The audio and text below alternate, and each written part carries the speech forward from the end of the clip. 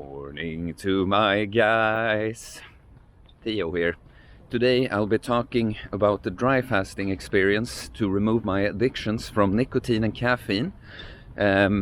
Yes, but now in hindsight, when I've had a few days to process it, and also I can tell you like in more detail what I did during, because when I was in survival mode there, having the strong withdrawals, especially from nicotine,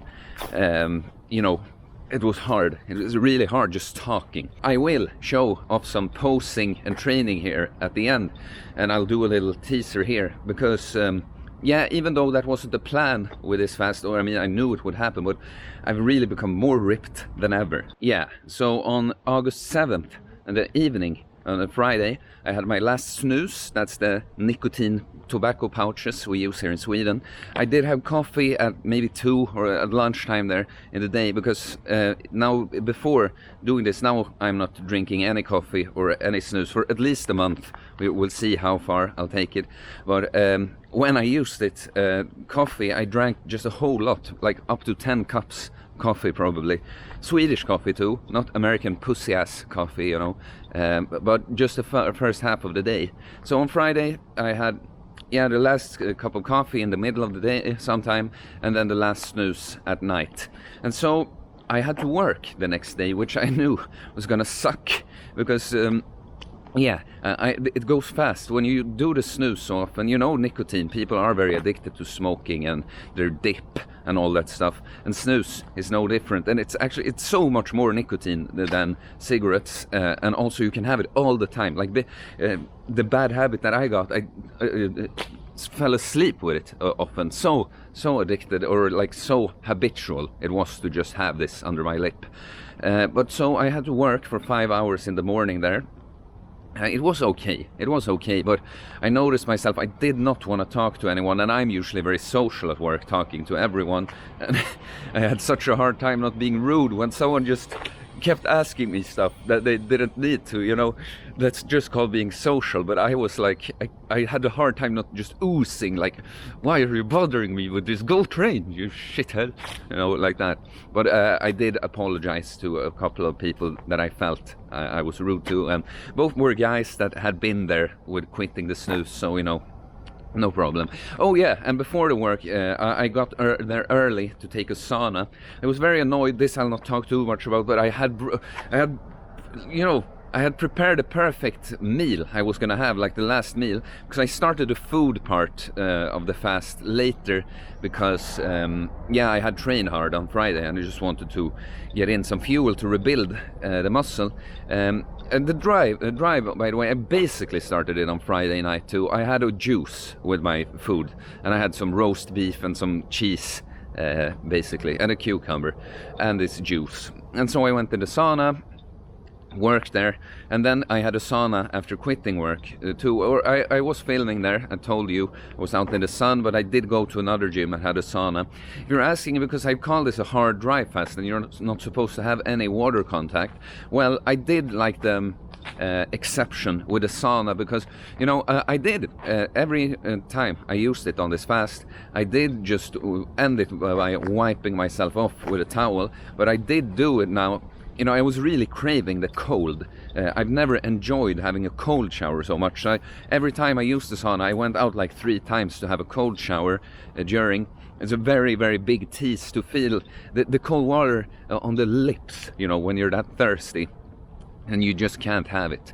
And so, the second half of the Saturday is uninteresting. I'm just at home feeling like complete shit, big headache from the caffeine, and no focus from the nicotine. But I sleep there on and off an hour here and there. I go out in the evening, have a walk in the... Stop making me so white. Have a walk there in the forest, and I managed to sleep pretty well when I finally slept in the night, like 6 hours between, like half past 10, half past 5, I guess. 4:30. But it doesn't matter, I don't remember. 6 hours around that time. And I feel much better waking up on the Sunday. And I still woke up really early. I was up there at 5 or something, and I went out for a forest walk again. I could hear a rave, like rave music, and I thought to myself, I'm very happy I'm not one of these people anymore, because I have been on raves. It was not a very regular thing I did, but I have been in this forest too.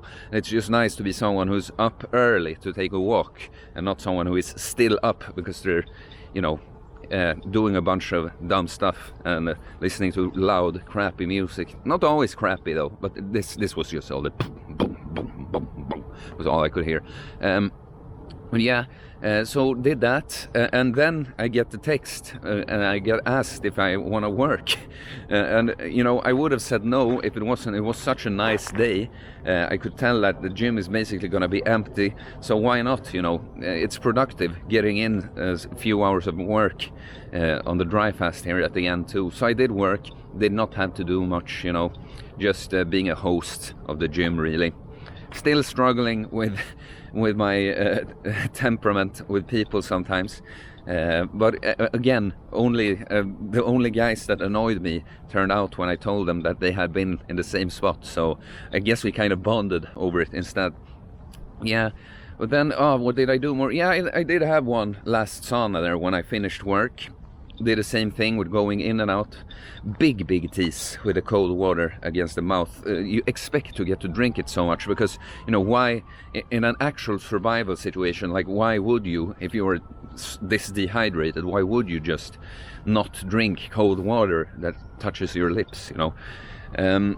Yeah, and that's a part. I'm gonna show you some posing and stuff I did after breaking the fast here. Yeah, something to mention that I forgot is that I've never been this dehydrated ever before. Like, I've done a longer dry fast, and this is also something I forgot to bring up when I talk about my experience with the fasting. I had a period there in the fall where I did like up to 48-hour dry fast that were this, you know, sauna enhanced dry fasts. But now I've never been as lean as I was going into the fast, which just means that I have both less fat but also a lot less fluids. I'm carrying water all the time.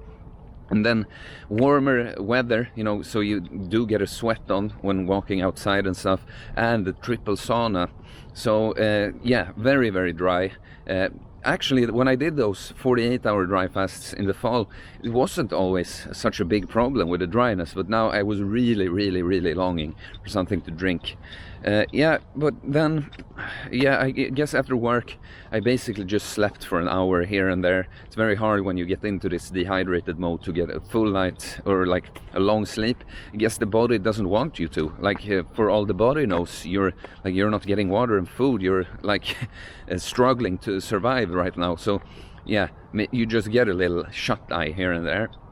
And I did that, managed to sleep like 2 times 1.5 hour maybe, and then at 4 in the morning I just couldn't sleep anymore. And then I walked down to the lake, and well, yeah, you should have seen this already. I jumped in, broke the fast with some nice cranberry juice that I mixed with carbonated water that I love. So it was really good with the fructose, iodine, and also the salts. I threw the salts, the snake juice salts, the sodium and potassium on the tongue there and chugged it down. And when I got home, I ate a packet of bacon. A packet is not a big, I know that in the US a packet is probably kind of big, but like 125 grams of bacon, 4 eggs, I think, and some salmon, yeah. And then I slept for another 2 hours, which was nice. I don't remember everything I ate in the day. I just can't be bothered by listing it all, but I did eat in total. You know, I did not, breaking a dry fast, I don't think about the eating window, you know. I ate like 4 meals and probably 4.5k calories there. But after waking up from the sleep, yeah, I went and trained. I had a full body workout because I knew that the day after, which recording was yesterday, I would have a very long work day and not be able to train. So I did a full body workout there. And breaking a dry fast, you know, some of my strength I know isn't going to be as good. So I experimented with, I like to go high intensity is my like main driver for progress. Like doing really, really tough, hard sets so that you can't do anymore, you know. But I experimented with just lowering the intensity for a bit, doing more sets, maybe doing shorter rest in between sets and stuff, and that was fun. And I felt I'm still sore today, so it was a good workout. Yeah, but it really took a day of Theo, you know, because I guess, yeah, the addiction I need to talk about now. And I rewarded myself with a day where I just did everything I wanted to do. Like I had planned, I had made sure I didn't have to work on this break fast day too. Yeah, but so the addiction, the caffeine, I don't crave at all. It just would be nice, you know. I like caffeine, I like coffee and stuff. The snooze, like the worst withdrawals are over now. The snooze is really the worst part. Like coffee, it's more like I don't even crave it when I feel the withdrawals. I just feel like, okay, I have the biggest headache and I feel nauseous, and it is because of the caffeine. But it's not like, oh, it would be so good. But the snooze, I just think about all the time. I think of it like this: it's a habit you have where yeah, you can do it all the time. So basically, no matter what you do, okay, better start writing this essay or this paper for work or this email. But first, let's take a snooze, you know. Oh, I'm gonna go outside to the store, but first, let's take a snooze. Oh, I just had a meal, and you know, you see, it's such a common pattern, and now I'm still thinking about it a lot.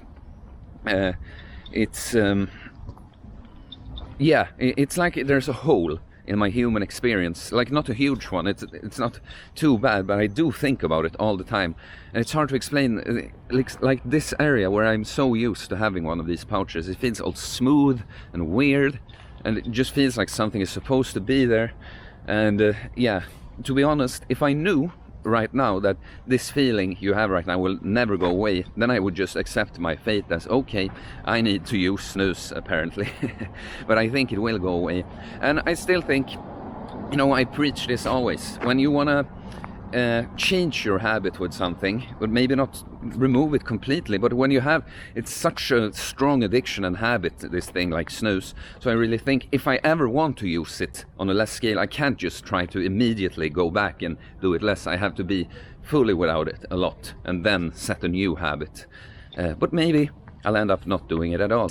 I hope I managed to do a good summary here. I'll put the training, I'm gonna put this at the beginning too, so it's not, yeah, the people looking for that aren't missing it. I will show off some posing and training here at the end, and I'll do a little teaser here, because yeah, even though that wasn't the plan with this fast, or I mean, I knew it would happen, but I've really become more ripped than ever.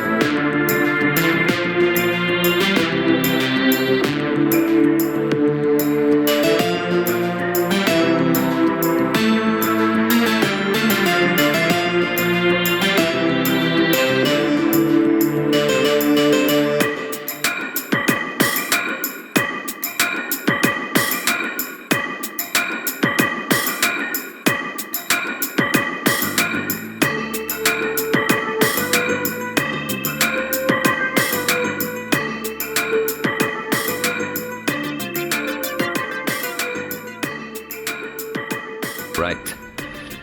If you like the video, please hit like, please subscribe. We're closing in. I need a little more than 150 subscribers, and then I'm a big boy channel with 1,000 subs and all the features, like going live, being able to talk to you guys about all of these things live. Please help me out. Come on, just do it. All right, guys, peace.